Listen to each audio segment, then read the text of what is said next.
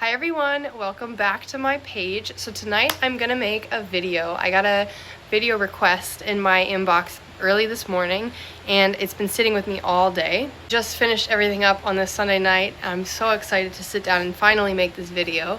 So the request was to get a little bit more in depth to the training scale. The training scale has always been very important to me. It's so key in the process. There's a lot to unpack. So the training scale originates from Germany, the German training school. And so it's a 6-rung pyramid that describes kind of exactly what you need from the basics to the top. Now, it's very complex, but the way it's built is very blunt. So the first rung is rhythm, relaxation, connection, straightness, impulsion, collection. So you go from your rhythm and relaxation all the way up to collection, and it goes through from one to the other, but you cannot have one above without the one below.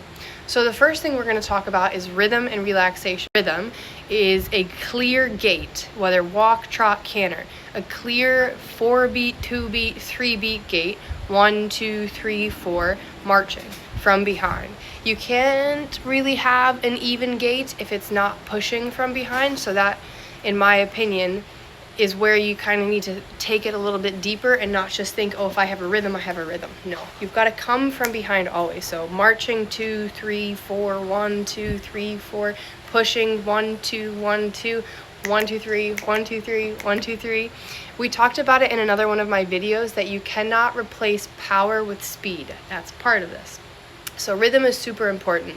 Relaxation. What is relaxation? If my horse is just lowering his neck and calm and breathing, is he relaxed? Not necessarily. A horse needs to be relaxed and soft. Soft on the back, soft in the neck, soft in the mouth, right? We can't have anywhere that's tight anywhere. But a tight back is very important to knock out and get relaxed first before you go look for your connection. So if you don't have rhythm and relaxation, you cannot find a way to connect.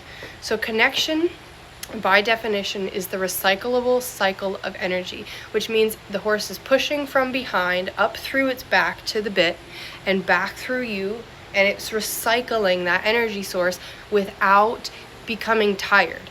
Okay? That is super important. If your horse gets fatigued easily, it's not properly connected. It should be like a big circle. Very important. Renewable, recyclable, maintainable energy from behind. If your horse is not in the correct shape, this is also important to break it down. If it's not in the correct shape or position, the connection will not be able to be there. So that's why this training scale, every piece of it, you have to broaden your understanding of every rung. So the next one we have is straightness. So the definition of straightness by the book is that the hind legs follow directly in the track of the front legs. You can still bend your horse around your inside leg, flex your horse.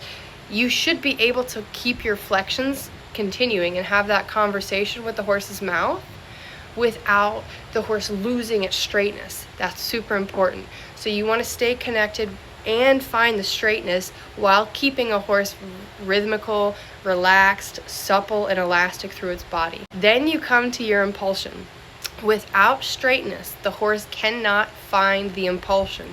This is all related back to connection in the sense that if your horse is, say, trotting, and the horse is here in the hind legs and here in the front legs, the horse is going to get so tired, right, pushing, and it's not going to be able to push clearly. A horse cannot push into tension, and a horse cannot push into something that's blocking it. So if your rib cage is out of alignment and you're telling your horse to go forward, go forward, go forward, they physically can't get those hind legs up and under and through the way they need to be able to push the way you feel like it should feel like to you as a rider. Then we come to collection. Oh, everybody's favorite. Collection, an example of collection would be the piaffe, the most collected trot possible, the trot on the spot.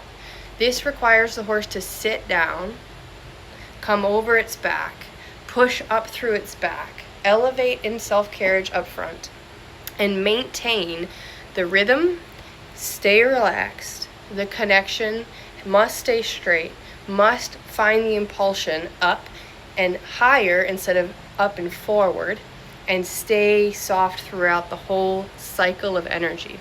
Another one is the pirouette. Super important.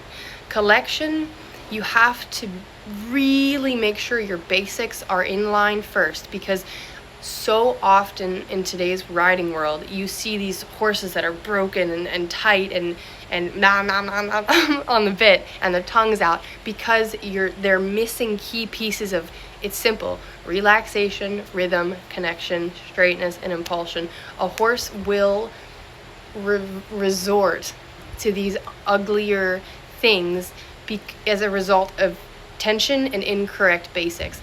I think basics are so important, which is why I think it's so important, if you really focus on the training scale as you take your horse up, you'll see that, hey, if I can't sit the trot, like this is the comment from that video, if I can't sit the trot, why? Think about rhythm and the relaxation and the softness of the back. Are you connected, right?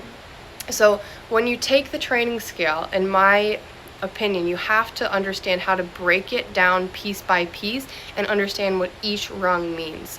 So I hope this is a helpful breakdown. I could talk about the training scale for an hour. If anybody wants a specific video on each part of the training scale, I'm happy to make that. Just let me know. I don't ever want to give out what doesn't want to be received, but I really enjoy talking about these principles because I think they are so important and not enough people really truly understand what they mean. So please let me know if this is helpful. Please comment and follow along for the journey, and I hope you guys have a great rest of your day.